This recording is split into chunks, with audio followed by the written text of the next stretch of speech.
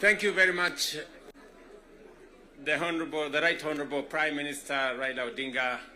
Ladies and gentlemen, let's take our seats. Thank you very much.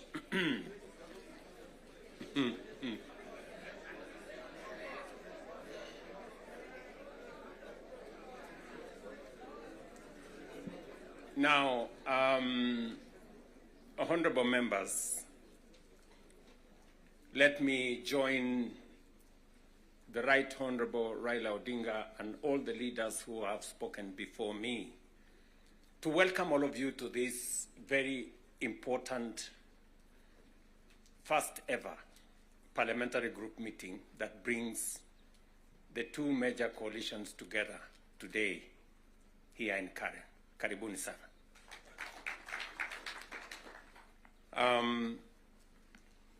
The Right Honorable Raila Odinga has given us the context of why we are meeting here. I really would want to add not so much because he has ably contextualized why we are meeting here today. That we have a nation to look after and we have a nation to protect, and there are options that are available to us, and I think we chose to protect the nation called Kenya by our coming together. And so I want to commend both the Right Honorable Raila Odinga and the ODM party, my former party, for standing up to be counted when the country needed leaders to stand up for Kenya. It may have been easy to do the opposite. It may have been popular to do the opposite. I know many people have vilified the Honorable Raila Odinga and the ODM party for the decision they took to stand for Kenya when there was need to do so. And let me say the following as the President of Kenya today. We have come from very far as a nation. We stand here today as a robust democracy, a nation that is making strides in our national development. And I want to speak to you candidly. I don't have a written statement because I really wanted to speak to you from my heart. Because where I stand today, I've had a political journey as a person. And by God's grace, I have come very far. You know, out of the 5 people who have become presidents in Kenya, I am one of them. I don't take it for granted, and I don't take it lightly that God has given me an opportunity to be one of the 5 Kenyans who have had the opportunity to lead this country. And I must say this to us as leaders, that a nation,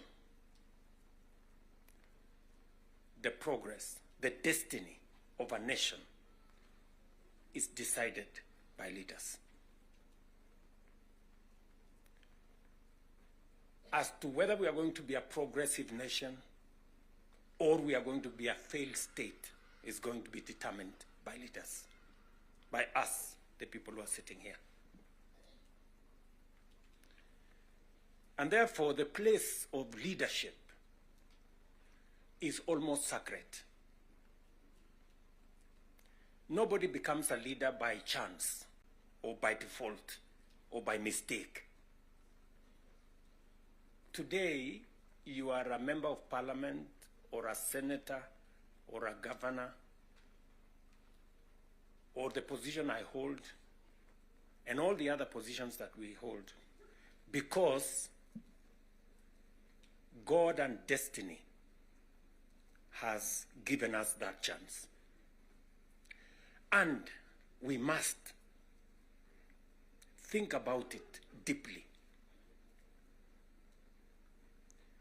And so I want to ask you as leaders,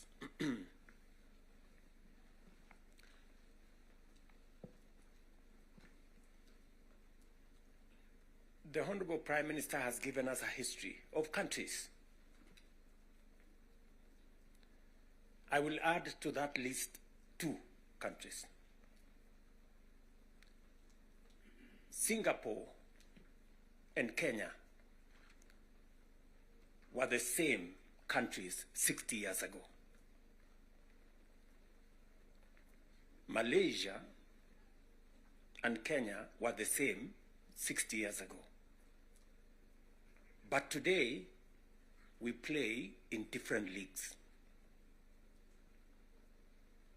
They have managed to progress to the first world. We are still where we are. The difference between what Singapore has become and what we are is leadership.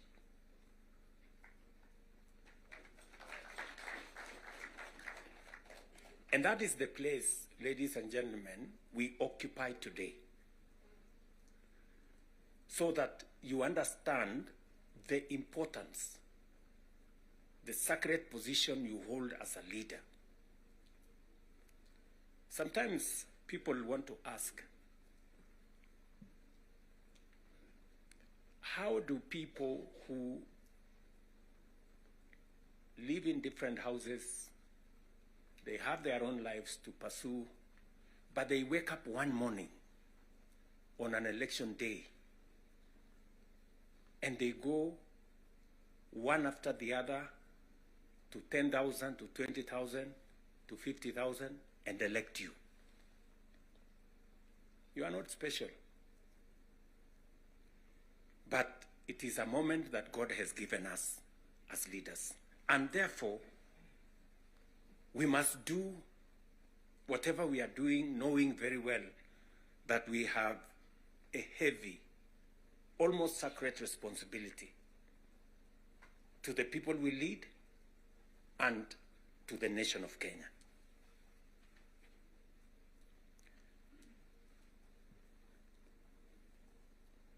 And it is not that we don't know what we should be doing.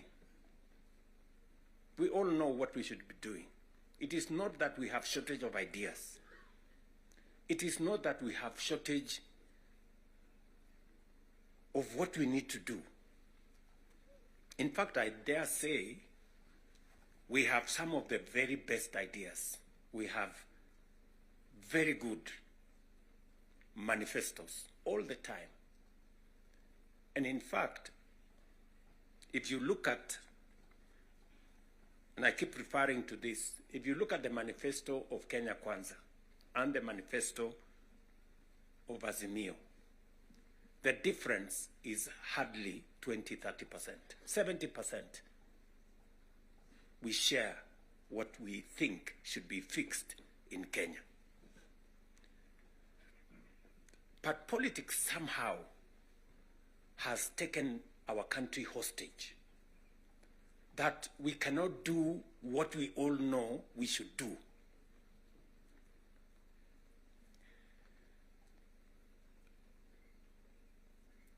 I have said that the difficulties that I face today as a president in Kenya are self-imposed. You know, I imposed on myself all these difficulties. Implementing the new funding model, implementing SHA, implementing housing, doing all those things. If I hadn't done any of those, I would be a very popular person, and but the country would not have moved anywhere. I am confident that if Raila had become president, he would be doing what I'm doing. Yes. He would be implementing SHA. He would be implementing housing. He would be doing reform in the education. He would be doing reform in agriculture. I know that for a fact because I have been in his school of leadership. That's the correct position. And he would be as unpopular or as he'd be having the same difficulties that I have today. But these are necessary for Kenya to change. Friends, we cannot change the country otherwise. And that is why he has the courage to stand here and tell you, let us stop the extortion. Yes. Very few leaders can stand here and tell you to stop the extortion that is going on in Parliament. I'm telling you the truth. Very few leaders. Because we like making peace with mediocrity. Oh, and trying to explain things that we shouldn't be explaining. Now let me ask you, friends, we are all friends here. Yeah, we are one team, or so I guess. This fellow who is called chairman of welfare in committees, what is their job? What is their job? Extortion, that's it. And that is what Prime Minister is saying.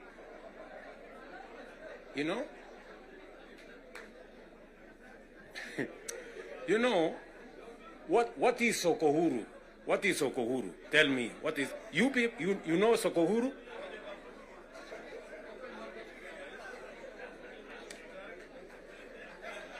So, let me tell you.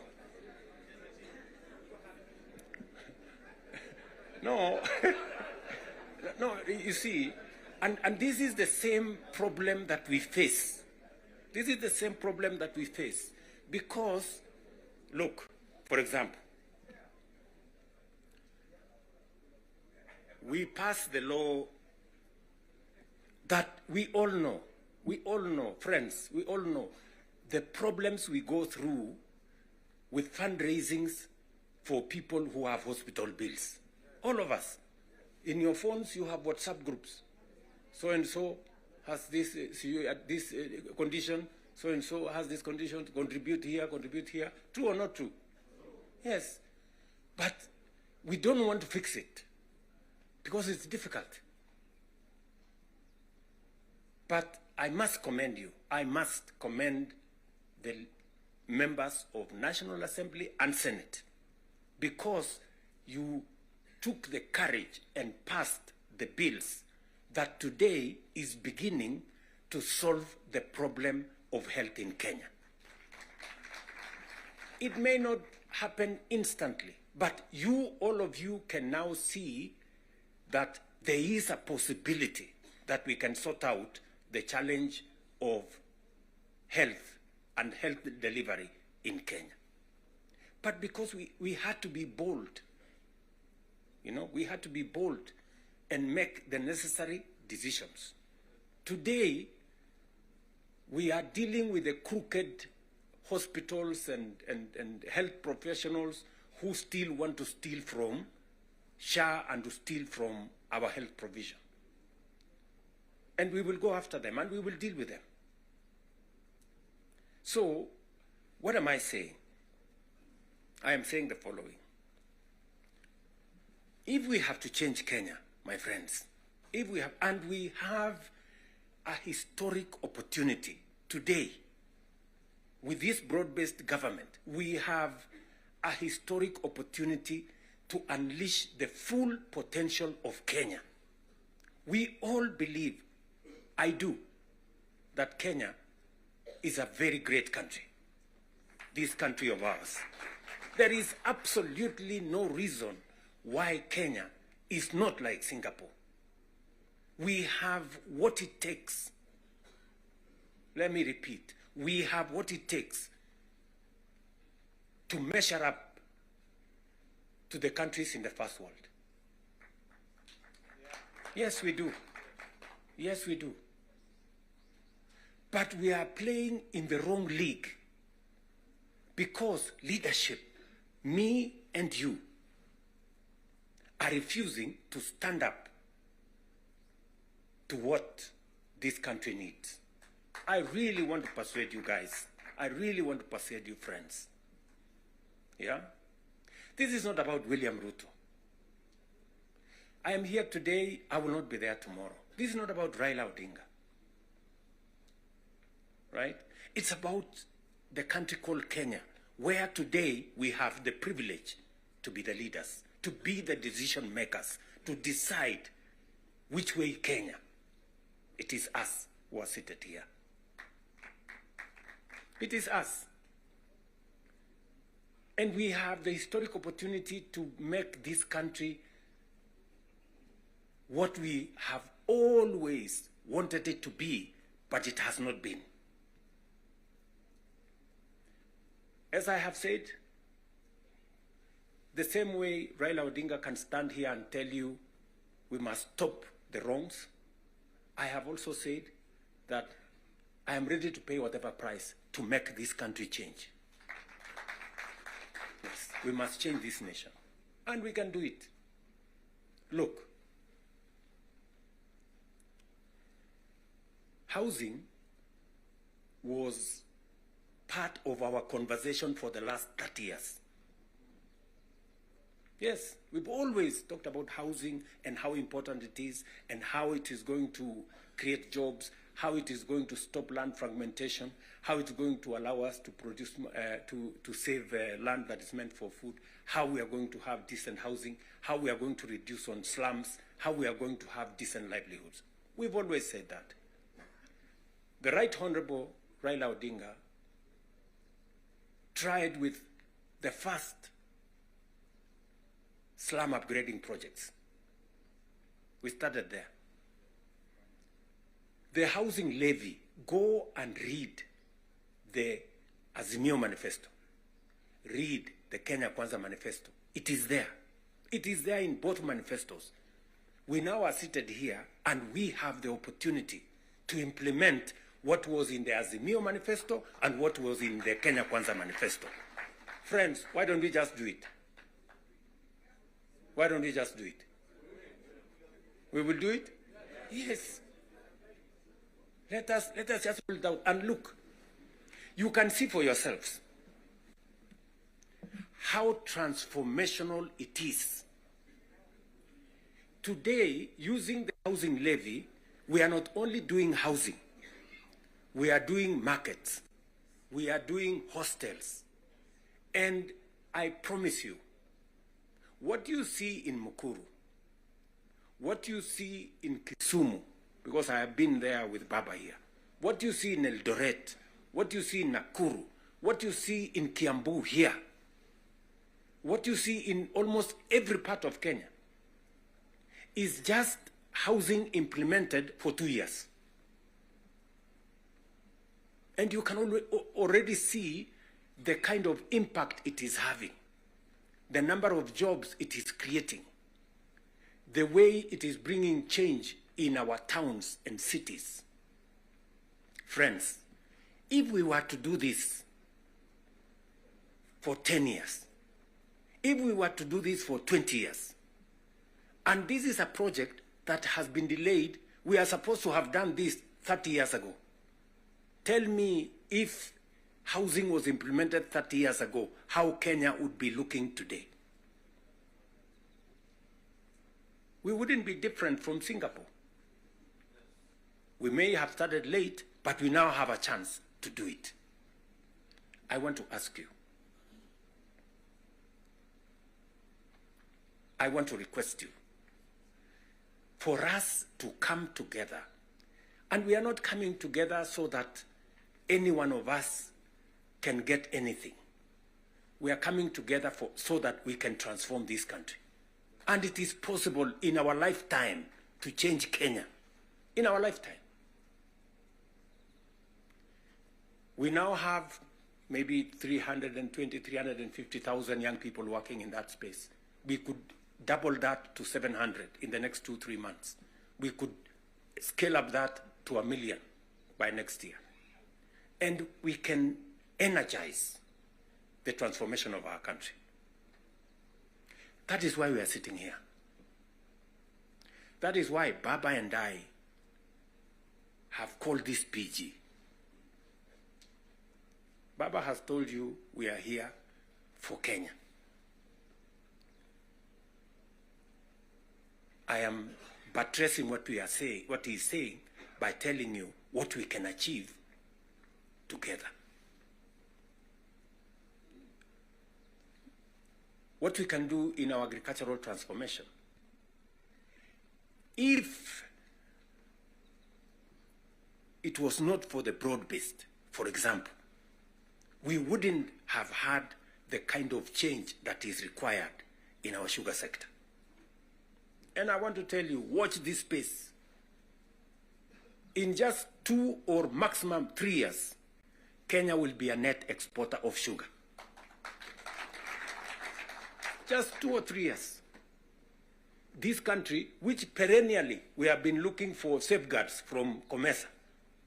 Every year, we are looking for safeguards from COMESA. We are spending public money to go and pay for sugar, to go and pay for farmers, to go and pay for workers who don't work for government, just because we couldn't bite the bullet and tell the crooks there to get out. Now we have told them to leave. And I want to promise you, I want you to hold me to it. We are going to change the sugar sector. We are going to change the coffee sector. You have already seen what is going on in coffee. There is still a little bit of pushback, but we will deal with it. And on and on and on, and we can transform our whole agricultural sector. Just the little interventions that we have done standing together. You people in Parliament making sure that we are subsidizing production.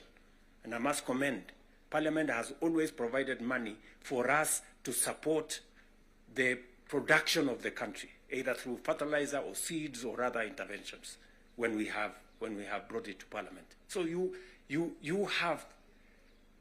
part of the making of the history of our nation.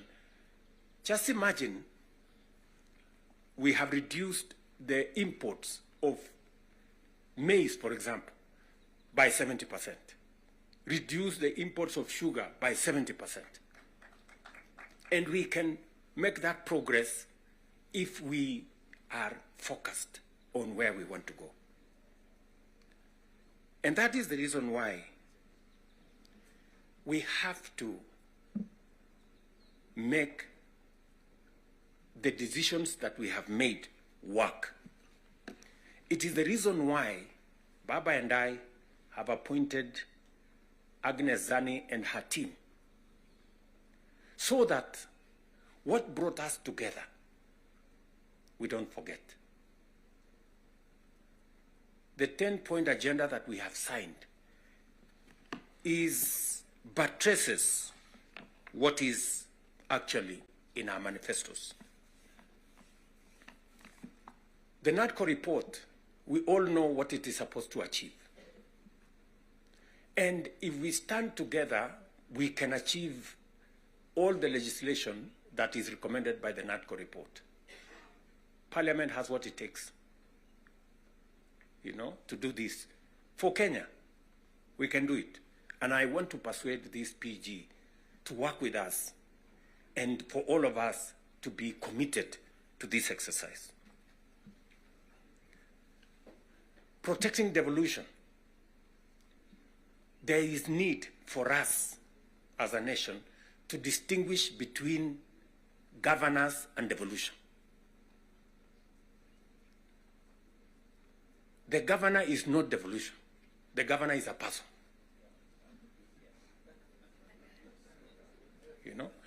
Devolution is about the people. It is not about the governor. And we can deal with the governor without disrupting devolution, if there is need to. But what is sacrosanct, what is constitutional, is that we must get local people, development, to be at a local level as much as is practically possible. I agree with the Right Honorable Raila Odinga, because I was in Parliament when NGCDF was passed. And the principle was right, because there wasn't any meaningful resources getting to the grassroots. And the big push for devolution in the constitution-making process was three principles: making sure that resources get to the grassroots, making sure that there is representation at the grassroots, and making sure that accountability is also at the grassroots. So we need a conversation. You know, there are legitimate concerns on how resources are being spent at the counties. There is. We cannot also run away. There is legitimate concern. Let me ask, for example, the latest uhuru in the Senate.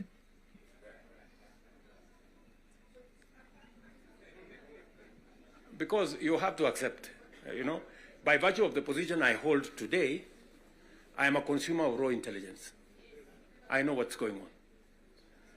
Where does somebody find 150 million? Where? Huh?